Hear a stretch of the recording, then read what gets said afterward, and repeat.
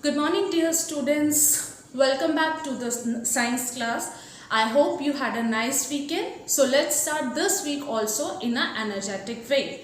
As you all know that your PT1 exams are approaching. From 5th of August they are starting. So this week we are going to start the revision of our science syllabus. The lessons which are coming in your PT1 exams are lesson number 1, 2 and 3. So today we are going to start the revision of lesson number 1, food, where does it come from? It's a very simple and interesting chapter. If you go through the chapter thoroughly, if you watch the videos that I have sent you earlier also and today's video also, then I hope that you will be able to get very good marks in your exams. Okay, so as you all know that the exam will be of MCQ type. One question will be there and there will be the 4 options and you have to select the one correct option for that particular question. So please keep in mind that for that you have to read the whole chapter. So in today's video I am giving you the important points of lesson number 1, the main headings and main points we are going to revise. Okay, so first let's start with food. We all know that food is the basic necessity of our life. Without food we can't live. हम जी नहीं सकते बिना खाना खाए. So for that first we have to know the functions of food. What are the functions of food? So as you can see here in the blackboard, the functions of food. First, it provides energy for various activities. Activities perform करने के लिए जो हमें energy provide करता है वो food provide करता है. कैसे प्रोवाइड करता है? Because there are nutrients present in the food. And what are the nutrients? Carbohydrates, fats, proteins, vitamins, minerals, roughage, these are all the nutrients that are present in our food. Second function is it keeps us healthy and fit. Food हमें healthy रखता है और fit रखता है. Third, it is needed to grow and repair damaged cells. ये मैंने आपको पहले भी बताया, हमारी बॉडी सेल्स से मिलकर बनी है. बहुत सारे सेल्स होते हैं हमारी बॉडी के अंदर. So food is required for their repair and the growth. New sales हमारी बॉडी के अंदर बने और जो पुराने सेल्स डैमेज हो गए हैं, खराब हो गए हैं, उनकी रिपेयर प्रॉपरली हो, उसके लिए फूड ज़रूरी है. Next point is protects our body from diseases. जो डिसीजेस हमारी बॉडी में लग जाती हैं वो भी फूड खाने से, फूड में जो न्यूट्रिएंट्स होते हैं उनकी वजह से डिसीजेस हमें बॉडी में जो हमारे डिसीजेस होती हैं फूड उन्हें प्रिवेंट करता है. Next we have learned about ingredients. Ingredients के बारे में हमने पढ़ा था. What are the ingredients? The materials which are used in preparation of a particular dish. एक पर्टिकुलर डिश की प्रिपरेशन में जो भी मटेरियल लगता है वो आपका इंग्रेडिएंट्स है. Like if you are making a chapati, the ingredients for making chapati are wheat flour, salt and water. जो भी चीज़ हमें उसे बनाने में लग रही है उस पर्टिकुलर डिश को, लाइक एग्जाम्पल इडली. इडली बनाने के लिए you have to get the batter first. Batter चाहिए हमें, that is rice dal. Rice दाल का बैटर होता है इडली का. So the ingredients are rice, dal, water and salt. Okay, तो जितनी भी चीज़ें कोई भी पर्टिकुलर डिश बनाने के लिए यूज़ हो रही हैं वो हमारे इंग्रेडिएंट्स होते हैं. Next we have learned about the sources of food. Food sources, ये जितने भी इंग्रेडिएंट्स यूज़ हो रहे हैं हमें खाना बनाने में, ये हमें कहाँ से मिलते हैं? There are two sources of food, either from plants or animals we get the raw materials for preparing our food. या तो plant से मिलते हैं या animal से मिलते हैं. So the sources of food are plants and animals. First we are going to study the plant part as food in detail. Plant parts as a food हम क्या यूज़ करते हैं, plant का कौन सा part हम खाते हैं, that we are going to study. First is roots. कुछ प्लांट की हम रूट्स खाते हैं, सारे प्लांट की रूट्स नहीं खाते हैं, कुछ प्लांट की हम रूट्स खाते हैं. कौन से प्लांट्स हैं जिनकी हम रूट खाते हैं? Beetroot, radish and carrot. These examples you have to learn for the exam point of view. Exam point of view से ये एग्जाम्पल्स ज़रूर लर्न करने हैं कि ये जो रेडिश है ये कौन सा पार्ट है प्लांट का, रूट है। पोटैटो कौन सा पार्ट है प्लांट का, स्टेम है। स्पिनच हम कौन से फॉर्म में खाते हैं, लीव्स की फॉर्म में खाते हैं। So you have to learn these examples thoroughly, अच्छे से आप ये एग्जाम्पल्स लर्न करेंगे।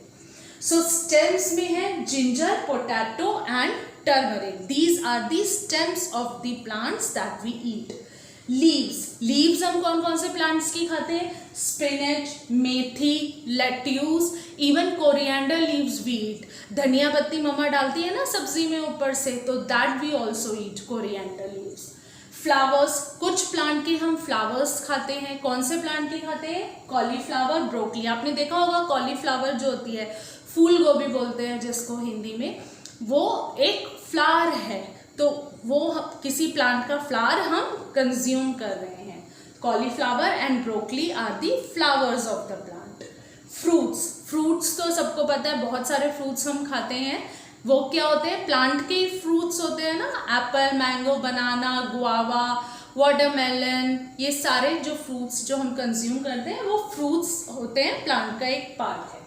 सीड्स, अब कुछ प्लांट की हम सीड्स भी खाते हैं। सीड्स किस प्लांट के खाते हैं हम, वीट, गेहूं जो है वो क्या है, सीड ही होता है।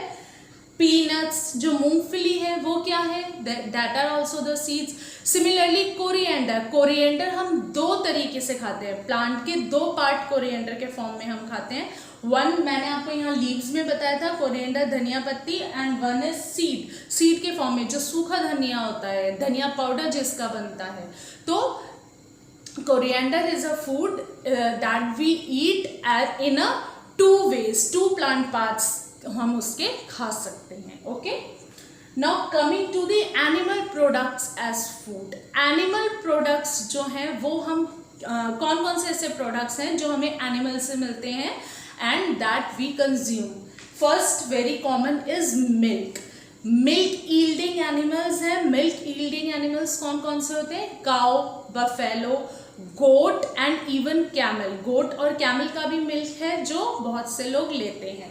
And the common one is cow and buffalo. Cow और बफेलो का तो मिल्क मोस्टली होम्स में लिया जाता है।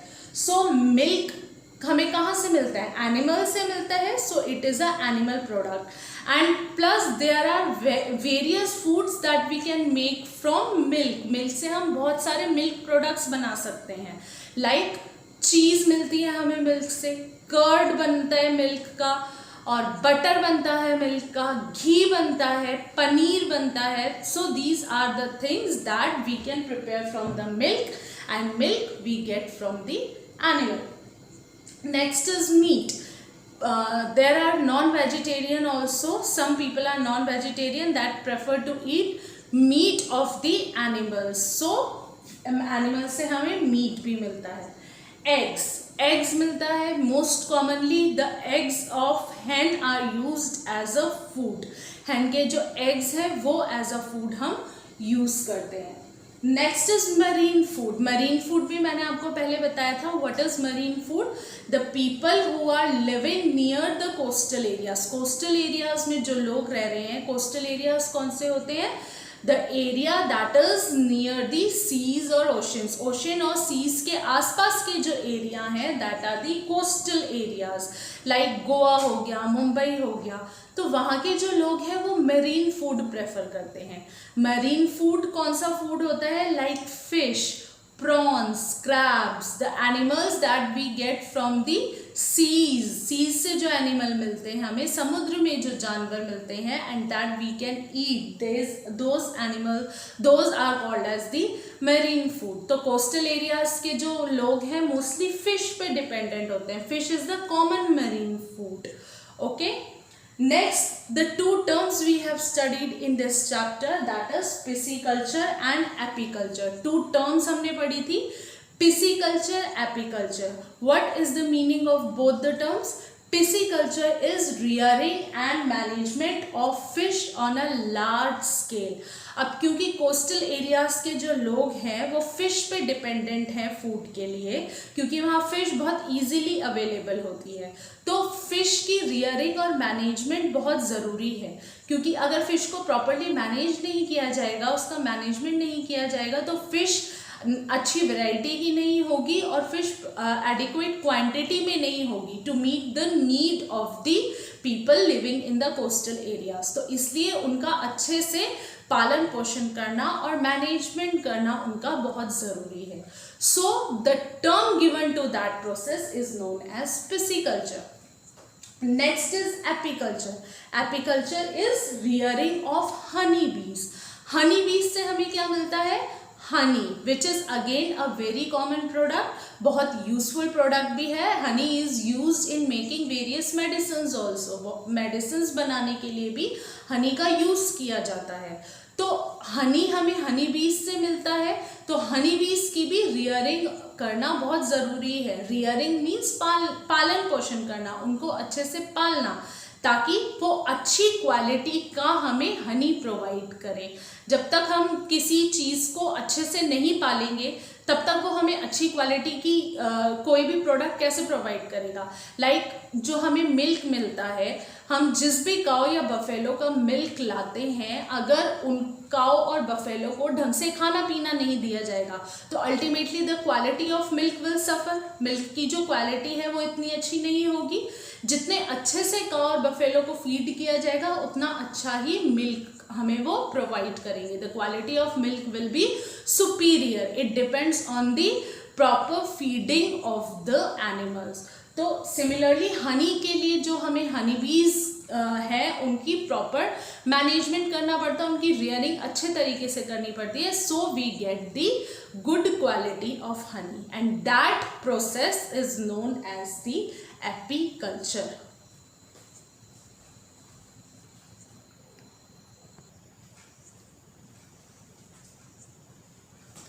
Next topic is food habit of animals. Now there are different ways by which plants and animals take their food. जिस तरीके से plants और animals अपना food लेते हैं अलग अलग ways हैं। Plants can prepare their own food. Green plants अपना खाना खुद बना सकते हैं by the process of photosynthesis. So they are called as producers. Producers means produce करना मतलब कुछ चीज़ बनाना, to make something. So as green plants can make their own food, they are known as producers and we call them as autotrophs also. Autotrophs भी हम उनको कहते हैं, क्यों? Auto means self, troph means nutrition. तो जो अपना nutrition खुद बनाकर लेते हैं that are known as autotrophs.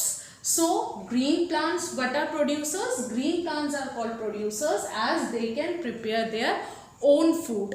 Next is consumers. Consume करना means किसी चीज़ को यूज़ करना, दूसरों से लेकर कुछ चीज़ यूज़ करना, consume.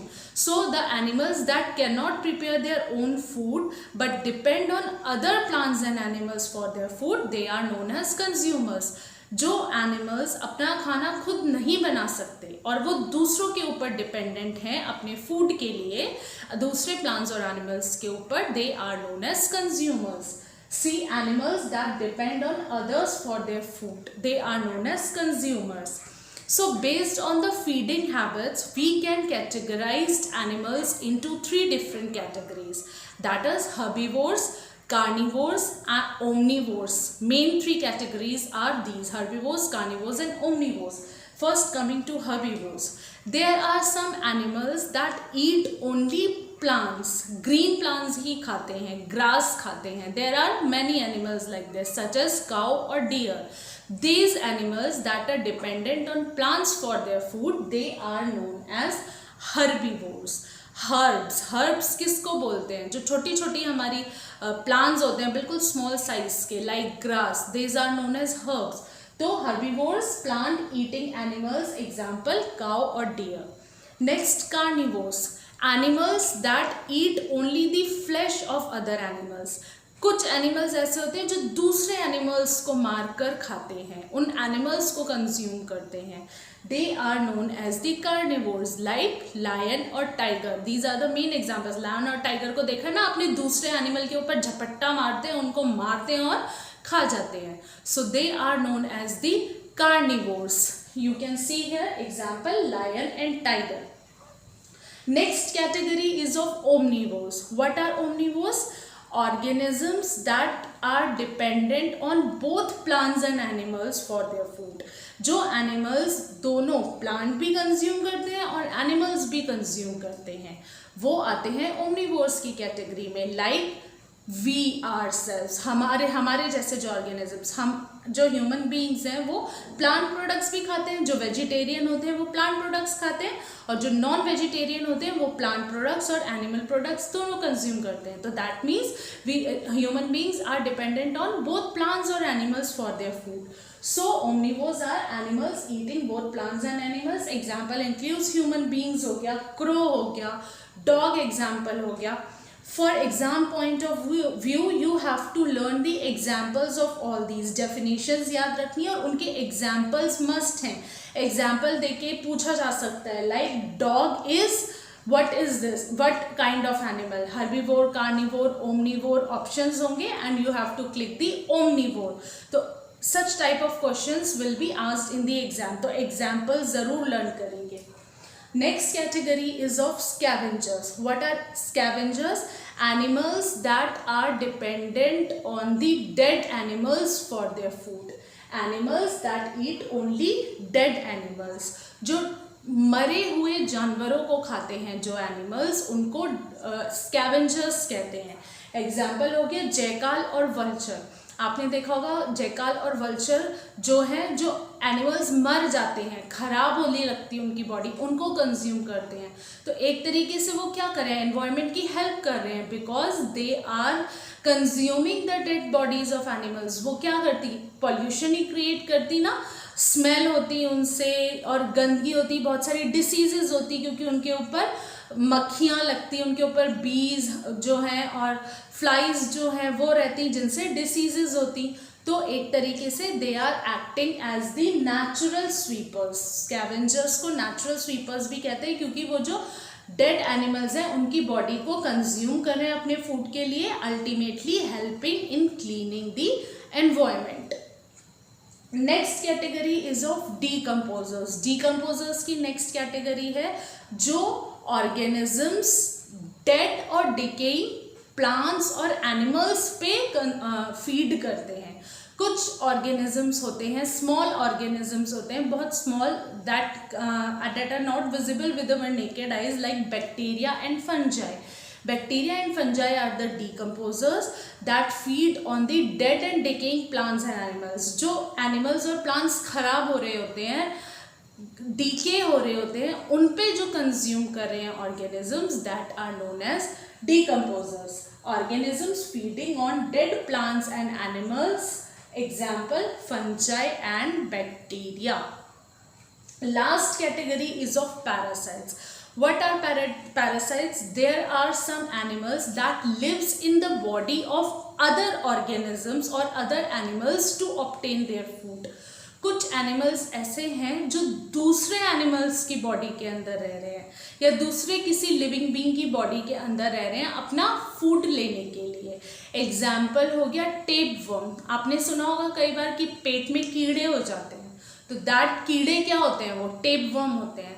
तो वो क्या है, हमारी बॉडी के अंदर रह रहे हैं एंड दे सक आवर ब्लड. हमारा ब्लड सक करके अपनी जो भूख है उसे मिटा रहे हैं. They are getting the nutrition from us. हम पर फीड कर रहे हैं, हमारे ब्लड को सक करके वो फीड कर रहे हैं. So they are known as the parasites. Other example हो गया आपका लाइस. लाइस क्या होती है, जो सर में जुएं हो जाती हैं, वो कैसे फीड कर रही हैं, वो भी यहाँ से हमारा ब्लड सक करके फीड कर रही हैं और जिंदा रह रही हैं. तो और रह कर रही है हमारी बॉडी के ऊपर रह रही है ना. तो ऑर्गेनिजम्स जो हमारी बॉडी में हमारी बॉडी के अंदर या हमारी बॉडी पे रहकर खुद को फीड कर रहे हैं, वो ऑर्गेनिजम्स होते हैं parasites. Small animals living in the body of other animals, example tapeworms. तो ये कुछ कैटेगरीज हैं, you have to learn the examples of each category. सारे कैटेगरीज के एग्जाम्पल्स लर्न करेंगे, डेफिनेशंस प्रॉपरली लर्न करेंगे, इनके एग्जाम्पल में से क्वेश्चन आ सकते हैं, डेफिनेशन में से क्वेश्चन आ सकते हैं। एक टॉपिक और है टीथ का। अलग अलग टीथ होते हैं, लाइक जो ओमनिवोर्स हैं, ओमनिवोर्स ह्यूमन बींग्स में आते हैं, तो ह्यूमन बींग्स के पर्टिकुलरली 4 टाइप्स के टीथ होते हैं। कौन कौन से होते हैं? Incisors, canines, premolars and molars, और सबका अलग अलग फंक्शन होता है। So you have to learn that, okay. Herbivores के अंदर जो टीथ होते हैं वो किस टाइप के होते हैं? कार्निवोर्स में क्या होते हैं? शार्प टीथ होते हैं और क्लॉज होते हैं। उनके जो क्लॉज होते हैं वो बहुत शार्प होते हैं, क्योंकि कार्निवोर्स को क्या करना होता है? दूसरे ऑर्गेनिजम्स को झपट्टा मार के उनको पकड़ना होता है, तो उनके क्लॉज बहुत शार्प होते हैं। So this is all about the revision of lesson number 1। I hope you have understood this chapter. Earlier भी हमने पढ़ा था, मैंने समझाया था, वीडियो आपने अगर देखी होगी, so you will be able to get the chapter now. These are the some points that I have revised today. Please go through the video, read the lesson properly again and again. Please जितने भी examples हैं, जितनी भी definitions हैं, MCQs हैं, आपके fill in the blanks हैं, जो शॉर्ट क्वेश्चंस हैं वो बिल्कुल पढ़ेंगे, उनमें से क्वेश्चंस आएंगे, उनमें से ही आ सकते हैं। Options will be there. Again I am saying MCQ type paper will be there. Options, 4 options will be given and you have to tick the correct option. You have to mark the correct option. 4 में से एक correct option होगा और आपको उसको टिक करना है। So I hope you have got this lesson. That is all for today. Let's meet tomorrow with the revision of lesson number 2. Thank you and have a very good day.